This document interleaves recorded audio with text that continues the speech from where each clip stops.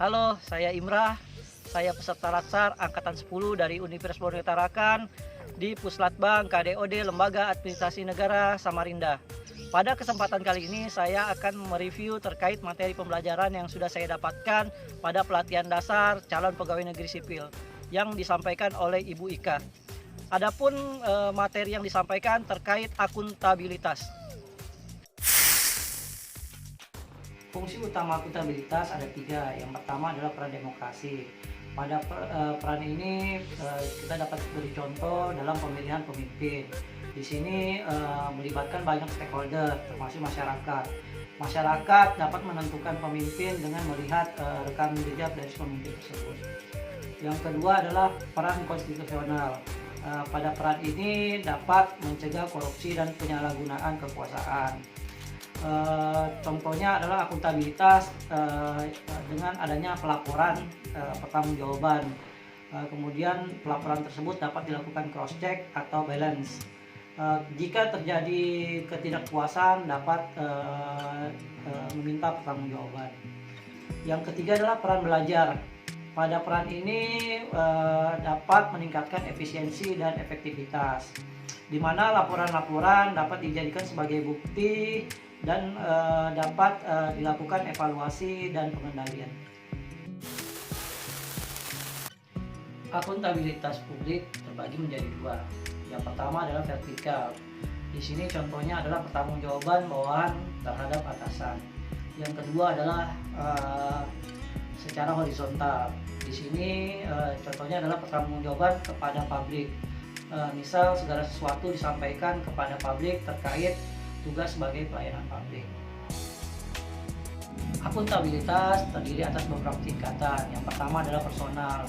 Pada tingkatan ini di mana dalam diri seorang ASN harus ditanamkan rasa kejujuran, tanggung jawab, etika, karena seorang ASN itu diawasi oleh masyarakat dan Tuhan Yang Maha Esa.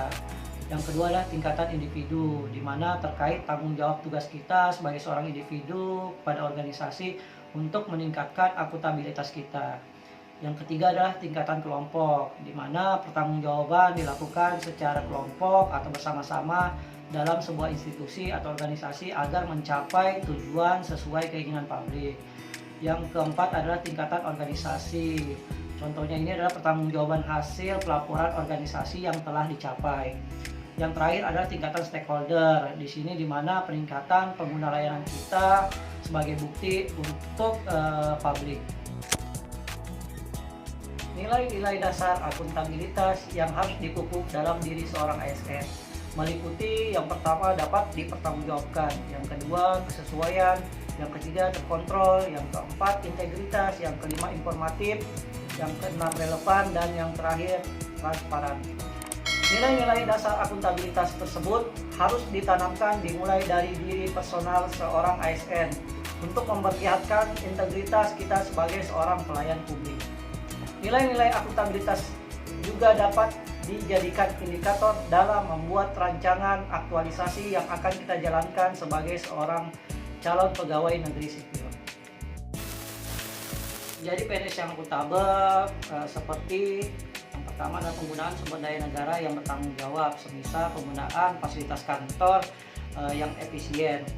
Contoh lain, pengeluaran yang hanya disesuaikan dengan pekerjaan. Sikap lain adalah bersikap transparan dalam melakukan pelaporan, melakukan akses informasi secara jelas dan terbuka, serta tidak memunculkan rahasia negara. Sikap lain yaitu dengan menghindari perilaku curang dan koruptif, tidak menyalahgunakan kekuasaan, dan melaporkan tindak kecurangan. Sifat yang lain dapat dilihat dari konflik kepentingan, semisal dalam memastikan kepentingan pribadi atau keuangan tidak bertentangan dengan jabatan, kemudian berhati-hati terhadap kepentingan umum. Mekanisme akuntabilitas birokrasi ketika saya menjadi seorang dosen PNS. Ada 3 tahapan yang dapat dilalui. Yang pertama adalah rencana strategis. Pada tahapan ini dengan menyusun program-program yang akan dilaksanakan.